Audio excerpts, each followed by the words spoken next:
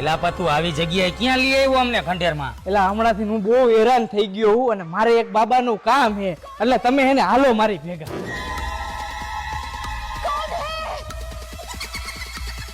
અહીંયા ઉભા રહ્યો તમે બે, હું આવું હમણાં.